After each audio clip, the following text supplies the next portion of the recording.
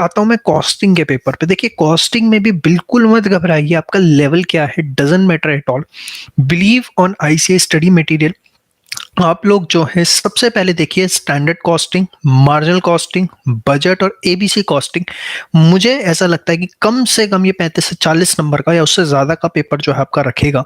तो इसको सबसे पहले आप अच्छे से देखिए और आईसीएस स्टडी मैट कर लीजिए, रिवीजन टेस्ट पेपर्स अच्छे से कर लीजिए। आईसीएस स्टडी मैट हो गया, रिवीजन टेस्ट पेपर्स हो गए, और अगर बैक क्वेश्चंस पास्ट एग्जाम के हैं तो बहुत अच्छी बात है, नहीं तो सिर्फ इतना भी कर लेंगे तो भी चलेगा।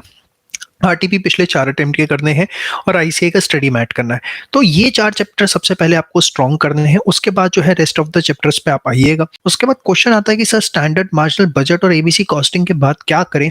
तो मेरे हिसाब से उसके बाद अगर आपने ऑपरेटिंग कॉस्टिंग प्रिपेयर किया हुआ है उसको देखिए, नहीं तो अगर मटेरियल, लेबर, ओवरहेड्स आपके ठीक हैं तो उसको करिए। लेकिन एक चीज़ समझ लीजिए कि सिर्फ आईसीए स्टडी मैट, आरटीपी पे फोकस रखिए। जितना उस पे फोकस रखेंगे उतना आपका पेपर जो है अच्छा जाएगा। याद रखिए अगर नया क्वेश्चन आएगा ना तो वो सिर्फ आपके लिए नया नहीं होगा, सभी बच्चों के लिए नया होगा। वो किसी किताब में हिंदुस्तान की देखने को नहीं मिलेगा। 5-7 नंबर का पेपर कुछ बाहर से आ जाए, नया आ जाए, बात अलग है। अदरवाइज आप देखेंगे पूरा पेपर हमेशा जो है आईसीएई स्टडी मटेरियल से आता रहा था, आता रहा है और आता रहेगा। तो आप लोगों को कभी भी घबराना नहीं है, सिर्फ पूरी हिम्मत के साथ जो है पेपर देने जाना है और सबसे पहले उन क्वेश्चंस को करना है जो आपको आते हैं। सपोज कल आपका पेपर है और आपने देखा पेपर के अंदर आपको 55 नंबर का पेपर बहुत अच्छे से आता है, बाकी आपको नहीं आता, तो पहले 55 मार्क्स के पेपर में अपनी पूरी शक्ति, पूरी जान लगा दो कि आपका एक नंबर भी नहीं कटना चाहिए, इतना अच्छे से आपने करना है। देखो यहाँ पर भी आपको फुल मार्क्स मिलते हैं, पूरी स्टेप मार्किंग होती है। अगर आपको ये है कि भाई मेरा 100 नंबर का पेपर है, मुझे 55-60 का बहुत अच्छे से आता है, रेस्ट नहीं आता 116 नंबर के पेपर में से बिकॉज ऑफ XYZ रीजन, तो अभी आपको उसको लेके परेशान नहीं होना। जो मुझे आता है क्या मैं उसको ऐसा करके आऊं कि मेरा आधा नंबर भी ना कटे, उसमें मैं डैम श्योर हूं। क्योंकि मैं आपको खुद बताता हूं, मैं अगर बात करूं अपने कॉस्टिंग के एग्जाम की, तो मुझे अच्छे से याद है जहां तक मैं 70 नंबर का पेपर कहता है एंड स्कोर 68 मार्क्स। तो ये मैक्सिमम बच्चों के साथ देखता हूं, कई बार देखता हूं बच्चे 57 मार्क्स का करके आए, 57 आ गए। एक मुझे अच्छे से याद है एक बच्चा था 62 मार्क्स का करके आया था, 62 आ गए।